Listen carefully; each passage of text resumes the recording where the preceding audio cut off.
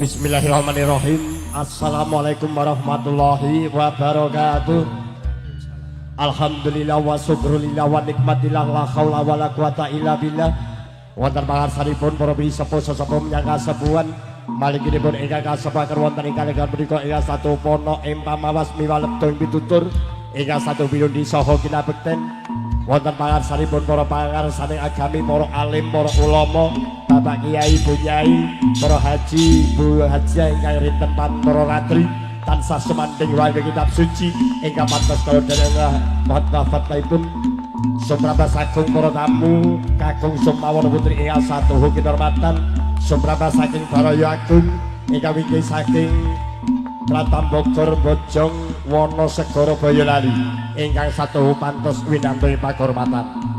Semoga langkung rumiyin rujuk raos puja manungsa puji wonten ngarsanipun Gusti Kang Maha Suci dene wonten pahman kalenggahan siang sonten samangke kula tresandi kapala negasami saged mangkembal wonten pidhalemipun Bapak Ki Hadi Sugino terasan Ibu Rumiati dene piyambakipun keparana tepi darmane asepo Amarwata Suta Mahargya Siwi ngentasaken pitulus kenya siwinipun ingkang hasilipun Retnaning Diahayu Ambar Puspitasari. Iya. Ingkang samangke sampun kepareng Kajatu Krama Raka Mas Bagus Ardianto lulus Raharja Dawa pinanganten kekalih ing samangke kepareng minangkani sowanipun rencang-rencang krida taruna tarunaning seni budaya ingkang mijil saking laladan sampetan Gondang Legi Gladak Sari Boyolali ingkang kanthi sanjata asma Manuhara ing antang siwene mangke suka parisuka gelaring wisudan tali dharma hangandi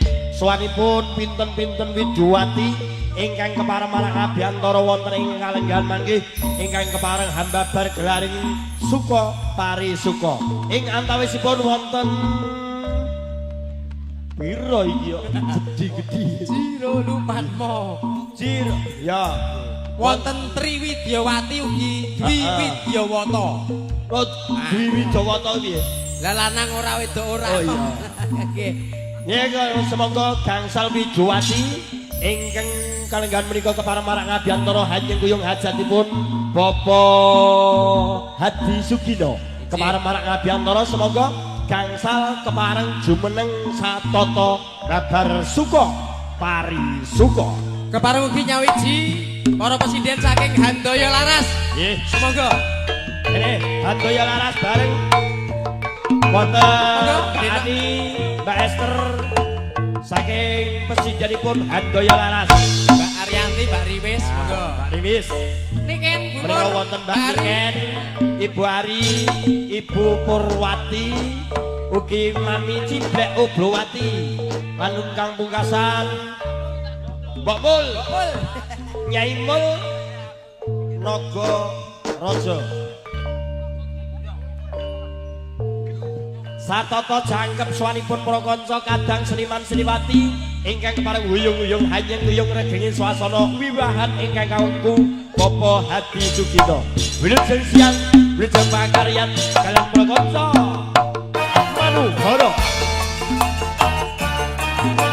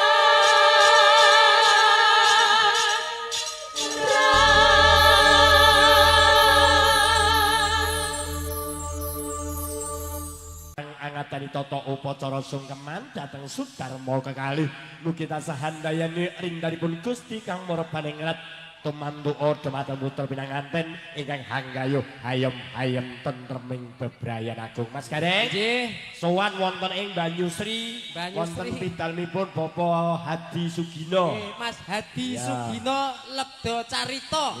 Ki sembodo tenan sowan ana ing ngene iki kurup anggone miwaha Kang Putri iki dirawuhi karo seniman-seniman senior wiwit sing junior nganti sing senior. Rawuh sedaya kepara para priagung dalang nggih. Iya. Sampeyan nyengkuyung. Iki jan wis disengkuyung karo kanca-kanca seniman dasare piyambak iki ya dalang uga MC turne ya ora larang mah kapara akeh sambatan. Dadine iki kanca-kanca iki mung wales pinalesan.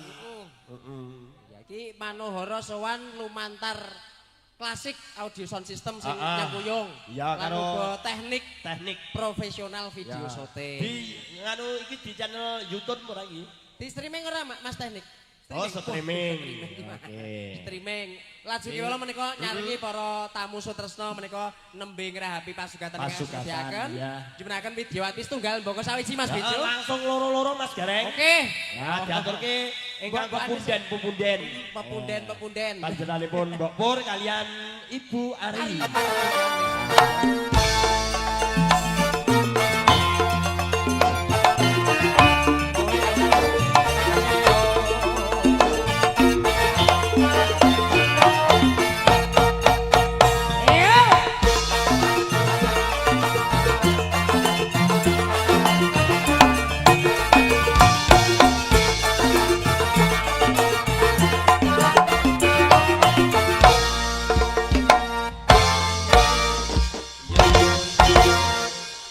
Ye sowan boke.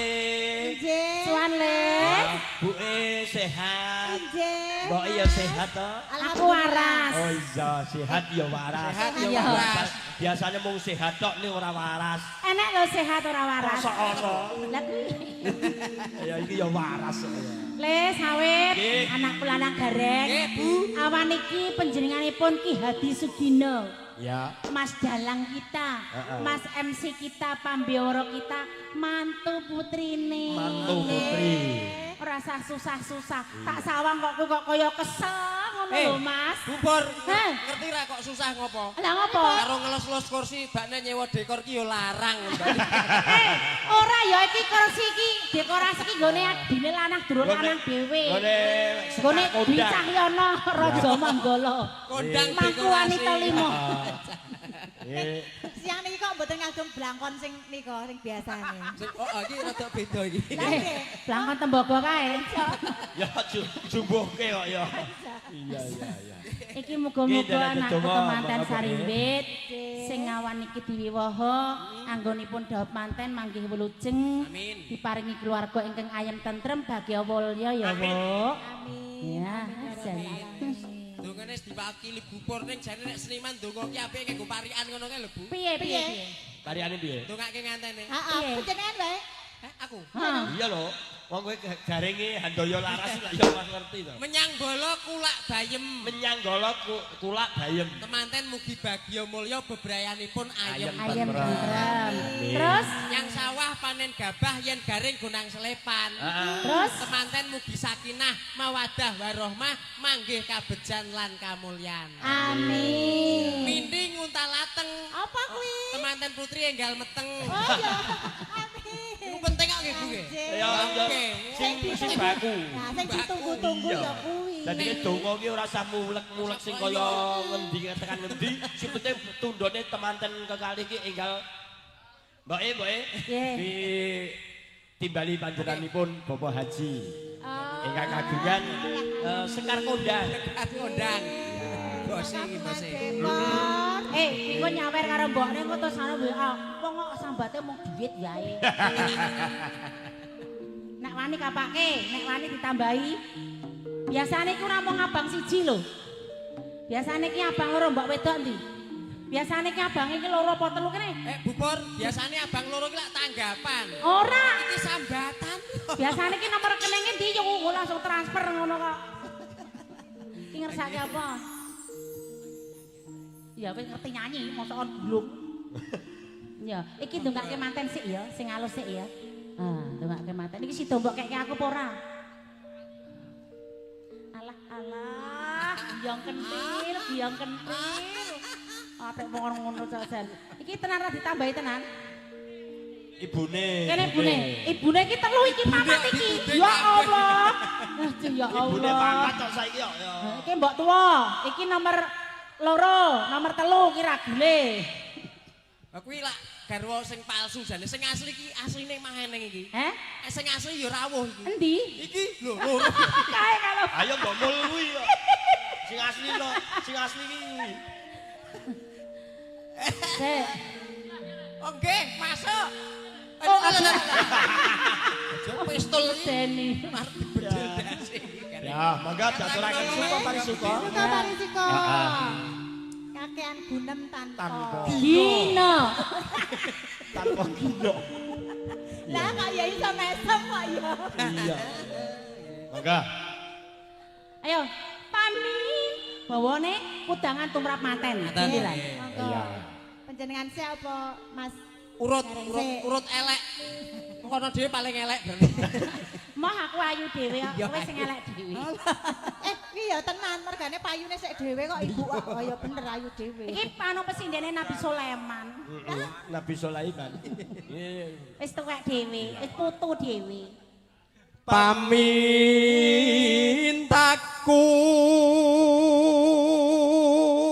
Mosok bareng kur. Iki pancen kompak kok. temanten kekale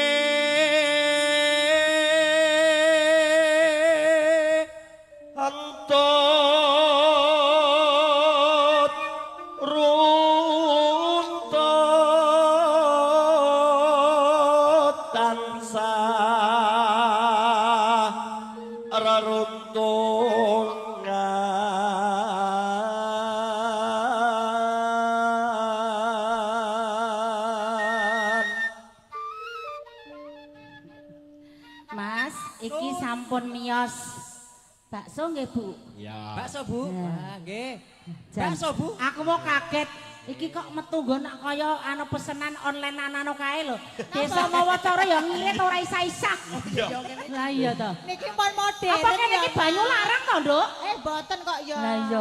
Aku sesuk nak mantu tak teru-teru ngene iki wae. Tapi- Rasa dadak nyewa bolok pecah. Tapi yang ngene Bu. Hah? Nah pas metu iki jaharan sing kaping 2 iki aku mah koyo arep nangis. Lah kok Ya, tamu-tamune wis dikai aku urung kok. ya. Mbah Putri, jare jenengan iki lenggah mriki, anu nggih, besan nggih. Dadi santai mawon disketsake, sekirane disendokke angel diseruput diuyup ngono wae. Ora apa-apa wong desa iki segere pancen diuyup kok ya. Sing kinten-kinten mboten remen bakso mangke saged pesen mie ayam nggih. Lah kok ya ora ono. Nanti. Yang bolo. Iya. Ya. Pundhut Mas Dene. dhewe. Monggo Mbak Ari. Datang genggang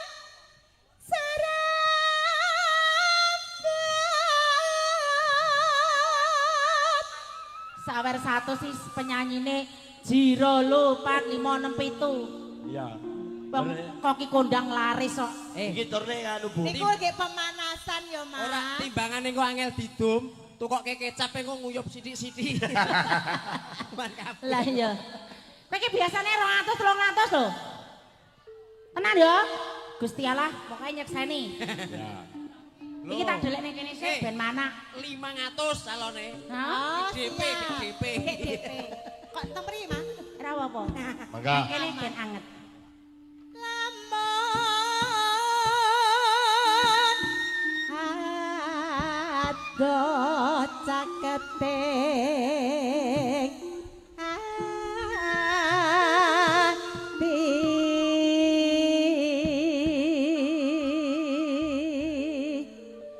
yen cedak yen cedak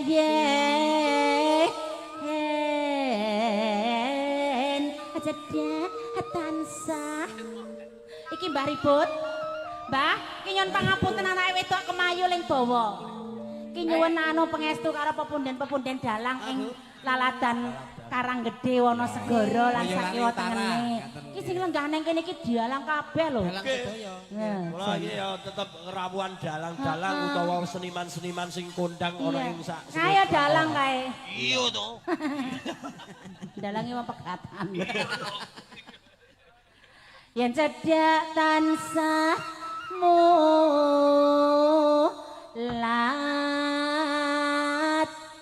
sida hasih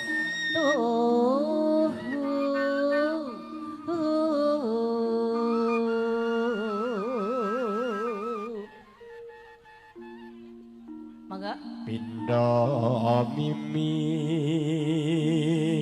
hamin tuna putrine Mas Gino ki cantik tenan. Lah aku mau mbaten ning kono, ya Allah Mas Gino putrine cantik tenan. Cantik tenan. Lah keng ibuke ya kaya ngono kok ya. Kene nalika ngandhut ki mboten Ya kalih Mas Allah. Gino. Mas, jenengan ki mbok nek kurang sinden ke nyonyae didandani kon melu sinden ngono lho. Nek wong iku kurang ajar malahan. Ora cantik tenan blengah cantik lho. Masamu. Nah jan ayune tenan ya Allah. Muga yang tentrem ya nduk, dadi paringi momongan. Kok mbahmu kakung, mbahmu putri gendang-gendong putu ya. Kaya Mbah Ari Plumbon iki lho. Alhamdulillah pun uti sakniki. Saiki pun Mbak Uti to. Iki ya iki Mbak Uti, putuku wis loro. Iki ya Uti putune siji. Kae Mbok Mulke ya wis Uti putune siji. Mbah Ciblek ya Mbah Uti pisan. Uti kabeh. Lah kok jora ngakoni nang Mbah Uti ya. Dina awan iki mbothok sinden tuwek. Aku ya gumun kok sing dipilih kok sing tuwa-tuwa niku ripo. Sing dipilih ora gertrimo tuwek tok, tuwek tur kewek-kewek. Tuwekne sak egolane. Ya Ora apa-apa, ora nek sing tuwek ya ora nek sing nom. Ya, ayo Rek. Ya tutokne. Ayo bareng nimas hana tepi wajib Sida asik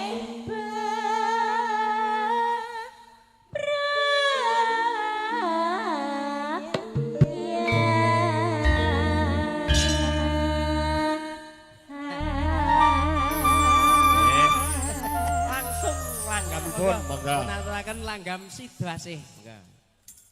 Aku kang saya satu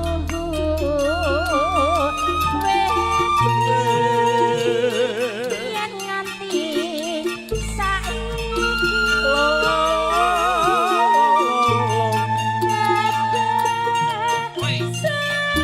Galo.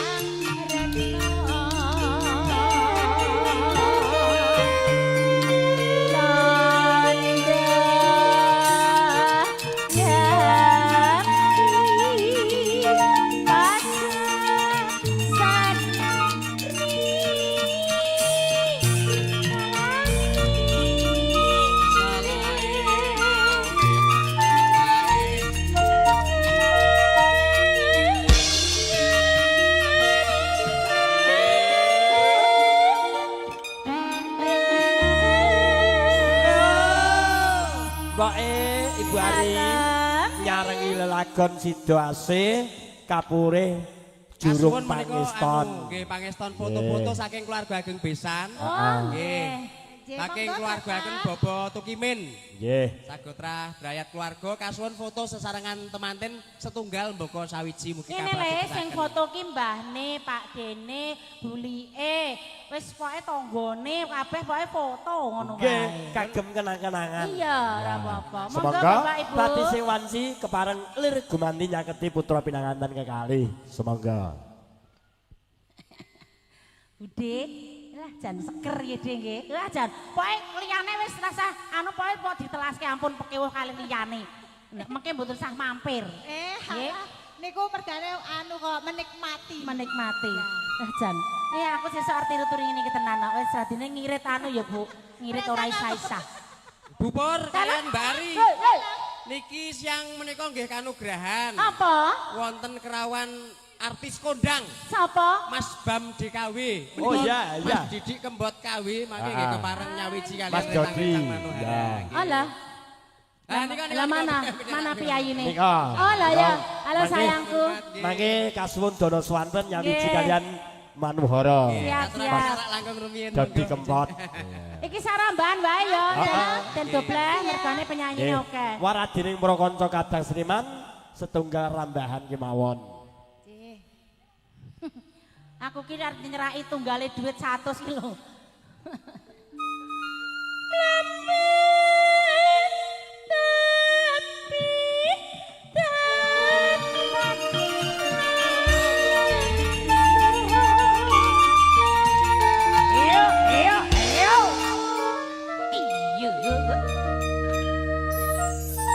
Toleati, mau dirasani karo bojomu.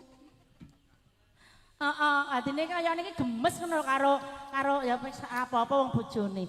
Lho Mah, anu Pakne Sinta kae nek diandane bokong-bokong dingiloni. Lho, wong anu kakung karo putri asine padha, jenenge Padha. Meraji ngono kuwi. Dadi men ketok rapi ki ya bokong, terus gelungan wong wedoke dingiloni. Ora mung sak-sake. Aku kudune iki dadi bojone benak-benakke. Kok tak benake kok bendina? Malah rewel. Lajeng nggih, Mas. Ya, yuk. Mugianto berkahe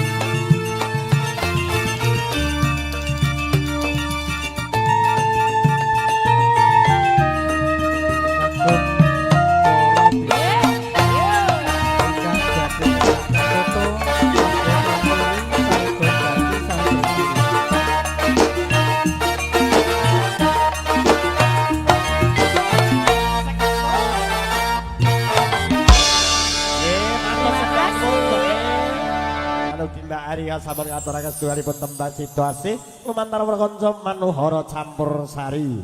Semoga sepisan malih kagem gembeni wanci wonten ing kaliyan mriku kepareng lir gumanti jurung pangeston foto sarengan pinanganten kekalih marwani saking keluarga pisan. Nggih, semoga sowan tunggal beko setunggal malih prakanca kadang-kadang Widowati ingkang kepareng sowan wonten ing kaliyan mriku wonten Mbak Ciblak, wonten Mbak Mul, sowan prakanca Manuhara campur sari.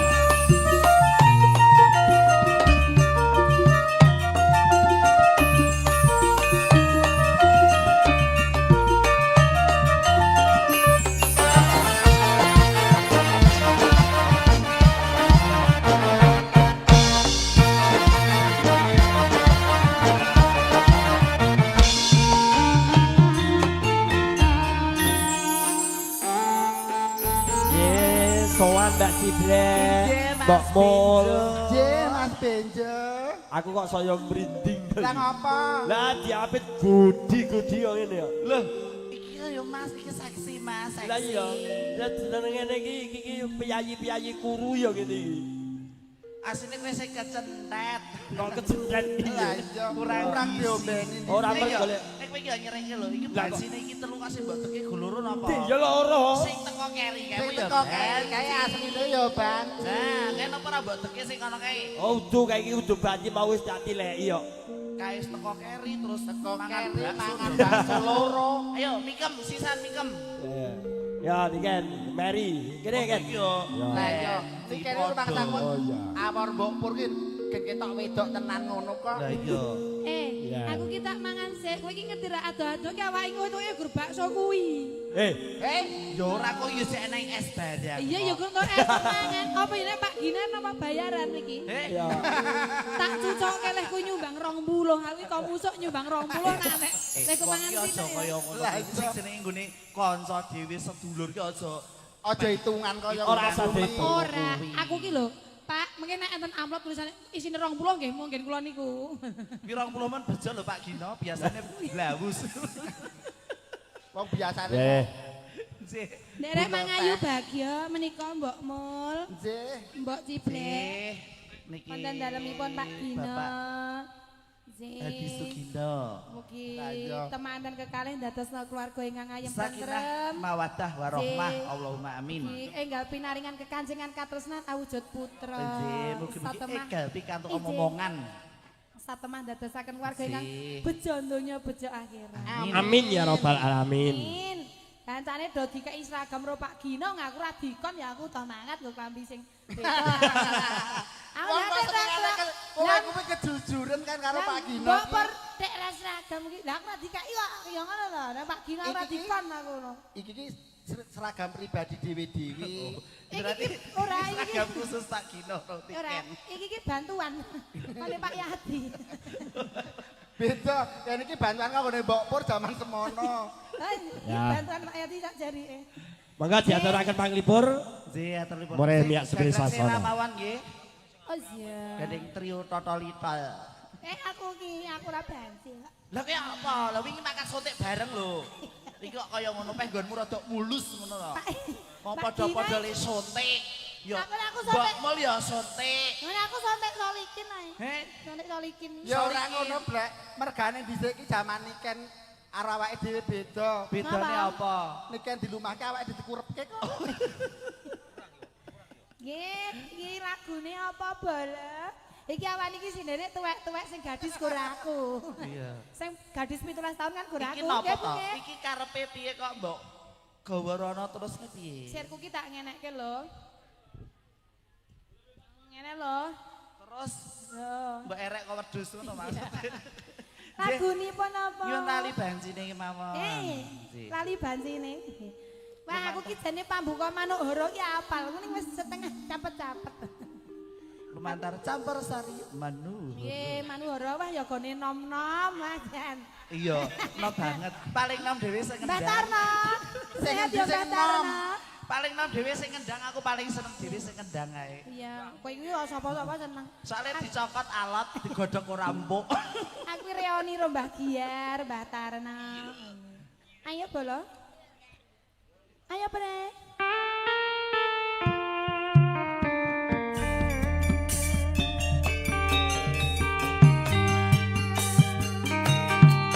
Klasik Ayo, golek go dhewe-dhewe, mbok melorono. Aku mesti Blek.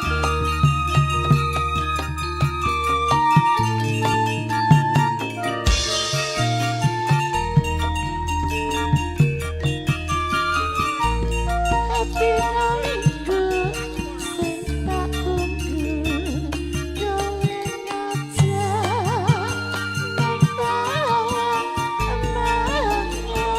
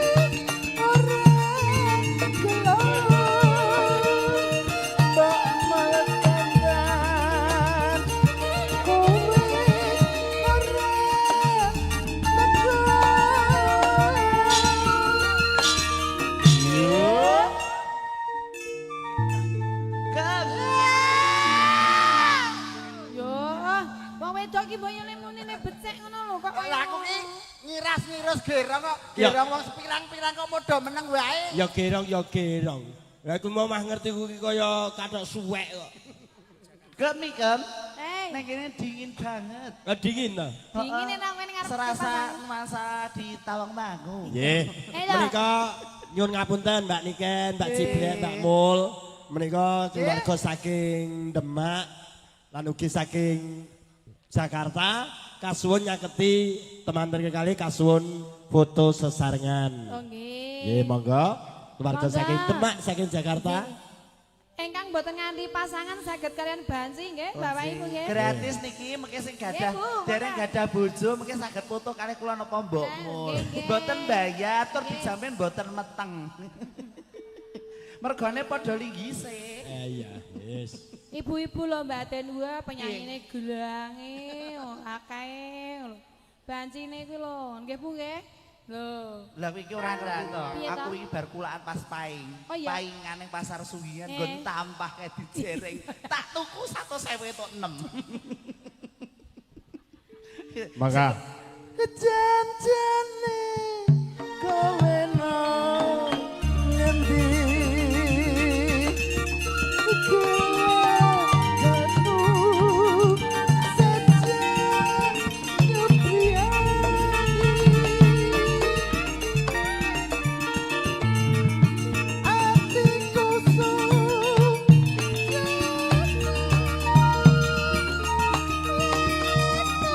Ayo yo asik Manohara. Nuhara campur sari.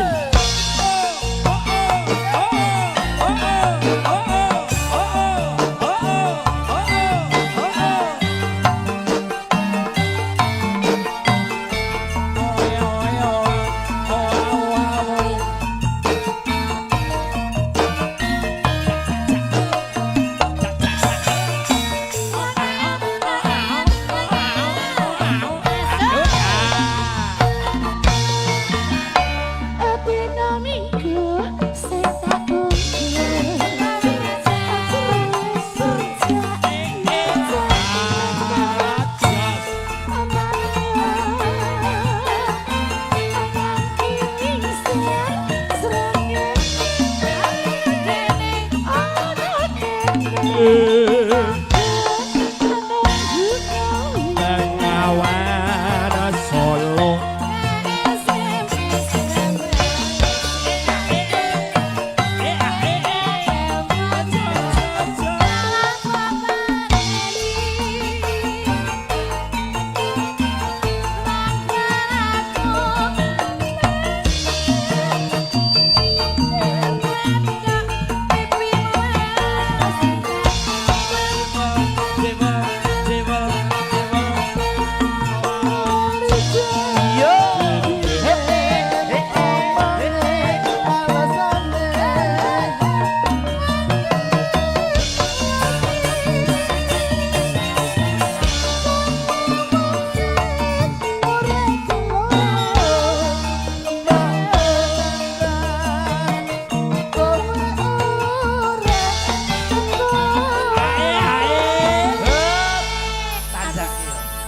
Aku ki nek lagu iki mesti kleru lho. Lah napa? Sing nggon catetan tak SMS ra balesi, yen tak telepon malah mbok pateni.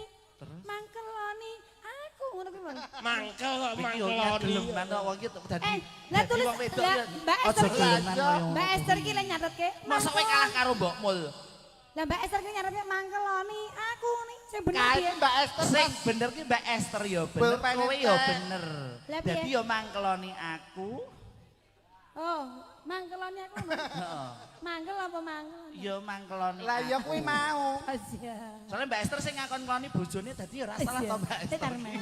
Jisal Mbok Mul sing kon ngeloni Marsudi apa Mbah Giar. Hei! Tetep salah kedaden. Aku ngambung mbok muli yo segrik-segrik. Ulunge Lah cukur. napa?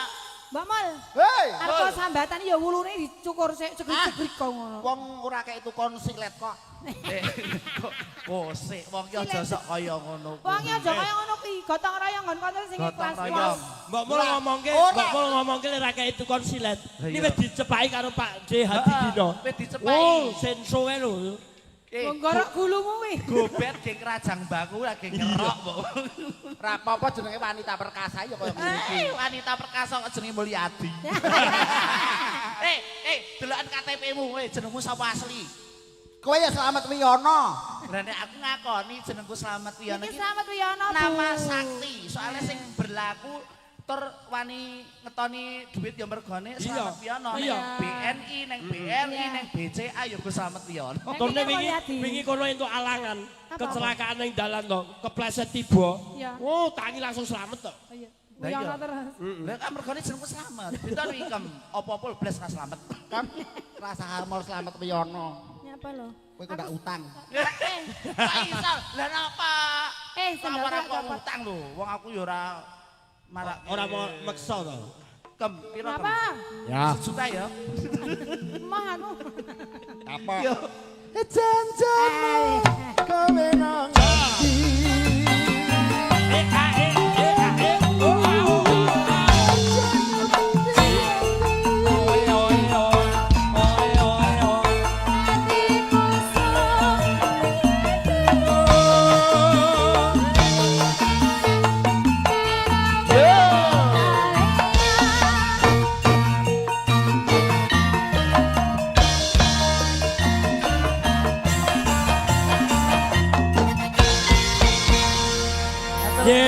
Matur sembah nuwun Mbak Ciblek, Mbak Niken, Mbak Mul ingkang sampun kepareng miyak sabine swasana lumantar manuhara campur sari.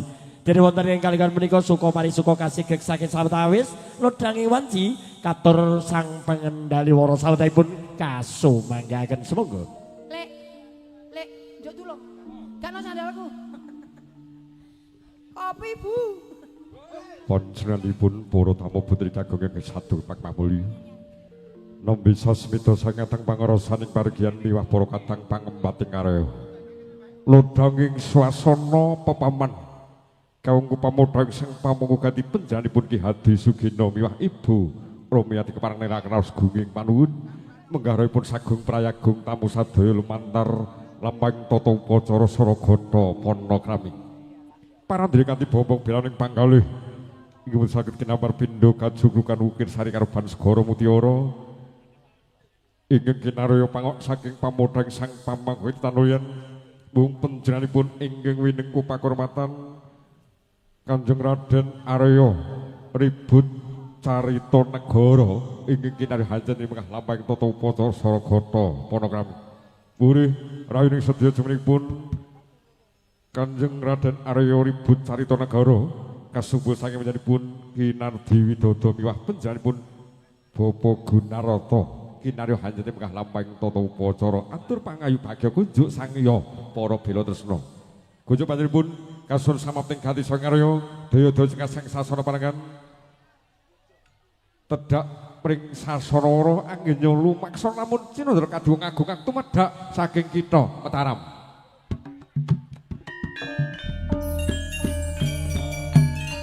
Sugunungipun Kanjeng Raden Arya Ribut Carita Negara mungkuraken sagung putri kepanggungan mungkuraken pepanggungan wonten ing masaning sasana Soko.